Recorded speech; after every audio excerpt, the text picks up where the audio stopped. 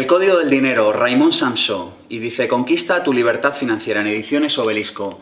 Y hoy nos hemos llevado pensamiento positivo fuera de los estudios de Punto Radio y vamos a inaugurar esta nueva sección que se llama Off the Record, en el que vamos a charlar tranquilamente durante más tiempo con el autor de este libro, en este caso Raimon Samsó. Muchas gracias por venir aquí con nosotros. Oye, yo te quería hacer la primera pregunta, que es: ¿qué saben los ricos sobre el dinero que los demás no? Bueno, fíjate que tienen una educación financiera que les permite crear esa riqueza. Lo primero que saben los ricos que los demás no saben es que ellos coleccionan activos, fuentes de ingresos propias, y sin embargo las personas que no son ricas y que podríamos decir que son pobres, ellos lo que hacen es coleccionar pasivos. Quizá la persona promedio no sabe la diferencia entre un activo y un pasivo, pero te lo explicaré muy fácil. Un activo es algo que pone dinero en tu bolsillo, y un activo, y un pasivo es algo que lo quita. Entonces, lo que estaba diciendo antes es que un rico sabe que colecciona activos y, sin embargo, una persona pobre o arruinada colecciona pasivos. Vale, y ahora el caso de alguien que nos esté escuchando que haga 18, 30, 40.000 euros al año y diga: pero yo, ¿en qué activo me meto? Si me da a duras penas para comprarme el coche. Bien, la primera pregunta es cómo es que pasó 18 o 20 años en un empleo que le proporciona 18.000 euros al año o 20.000 o los que sea. Pero no metamos el dedo en la llaga, ya lo ha hecho, ¿qué le podemos decir para que salga de ahí? Bueno, lo primero que tendría que hacer es cambiar de estrategia, porque esa estrategia, si se da la pregunta ¿a dónde me lleva este empleo a 5 años vista?, se dará cuenta que a ningún lugar, ¿no? Entonces, lo primero que tendrá que hacer es cambiar la estrategia. Antes de tener un activo que le rente unos ingresos, esa persona tendrá que crear un flujo de ingresos. Cuando esa persona haya creado un flujo de ingresos potente, podrá invertir en activos. Por lo tanto, antes de empezar a pensar en un activo, que vaya pensando en fuentes de ingresos complementarias para poder comprar o invertir en ese activo. ¿Qué activos recomiendas, Raimon? Bueno, siempre a las personas cuando me preguntan en qué invertir, yo siempre respondo: en ti. Lo mejor que una persona puede hacer es invertir en sí misma. ¿En qué? En lo tuyo, en lo que tú sabes, en tu talento, en tu negocio, en tu proyecto. Y en tu formación también, es decir, en formarte, en rediseñarte, en reinventarte, en aprender y en saber más cada vez. Por lo tanto, la mejor cosa que podemos hacer es invertir en nosotros mismos y en nuestras fuentes de ingresos propias. Y ojo con invertir en las fuentes de ingresos de otros a través, por ejemplo, de la bolsa o de un fondo de inversión. Para mí eso no es una inversión, para mí eso es una apuesta.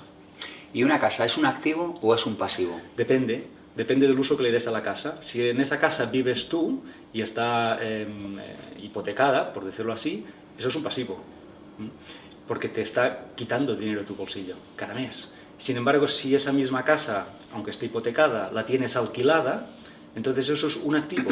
¿Por qué? Porque pone dinero en tu bolsillo. Tú cobras un alquiler cada mes. Por lo tanto, depende del uso que le estás dando a la casa. ¿Algún otro ejemplo de activo, de alguien que pueda empezar desde poco a poco? Sí, una idea, una patente, un royalty, cualquier cosa sobre la que tú tengas unos derechos de propiedad intelectual que requieren una inversión muy pequeña de dinero y sin embargo muy grande de talento, eso sería un activo.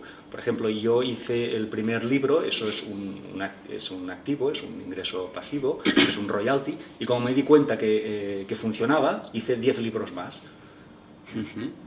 ¿Cuáles son los peores hábitos financieros que tenemos? Bueno, el primero sería vivir como un rico sin serlo. Ese sería un mal hábito que está instalado en nuestra sociedad. Es decir, muchas personas viven por encima de sus posibilidades y siempre digo que los lujos están bien, pero siempre y cuando hayamos creado los flujos previamente. Es decir, nos iremos de vacaciones cuando tengamos ya el dinero para pagarla. Pero vivir humildemente, por tanto. Cuando los ingresos son humildes, sí. Pero no digo que estemos quedándonos en ese nivel de ingresos. Yo creo que toda persona debería trabajar para que sus ingresos se dupliquen o se tripliquen en unos años, ¿no? Entonces, vivir por encima de las posibilidades es un mal hábito financiero. Otro mal hábito financiero sería endeudarse. Ahora las personas se endeudan muy fácilmente por cualquier cosa. ¿Deuda buena y deuda mala? Sí, hay deuda buena y deuda mala. Lo malo es que la gente no sabe distinguir entre ellas. Yo explico rápidamente en qué se diferencian. La deuda buena es aquella que paga otro, no la pagas tú. Y la deuda mala es aquella que la pagas tú. Es decir, si yo debo 1.000.000 de euros y lo tengo, digamos, en 10 propiedades y las tengo a su vez alquiladas, ¿eso sería deuda buena? ¿Yo tendría 1.000.000 de euros en deuda buena? Sería deuda buenísima, porque esa deuda no la estás pagando tú, la están pagando las personas arrendatarias que te han alquilado esas fincas, ¿no? Sin embargo, si tú vives en esa finca y la deuda la estás pagando tú, esa deuda es malísima. Por tanto, deuda buena es aquella que paga otro, a ese otro le llamaremos cliente, sea un arrendatario o sea un cliente de tu negocio, de tu empresa. ¿Cuál es tu opinión sobre el ahorro? ¿Cuánto dinero hay que tener ahorrado? Yo creo que... ¿Y cuánto invertido, sí, por tanto? El ahorro tampoco es una estrategia sofisticada para la riqueza, porque hoy el tipo de dinero está bajísimo, entonces el banco te paga muy poco, un 1%, o sea, nada, menos que la inflación, por tanto estás perdiendo dinero, hoy quien ahorra pierde dinero, pero con eso no desanimaré a que se ahorre, sino que todo lo contrario. Yo animo a las personas que ahorren, que hagan un rincón, que reúnan una suma, pero no para tenerla en el banco, porque eso es tener tu dinero en el negocio de otro, no.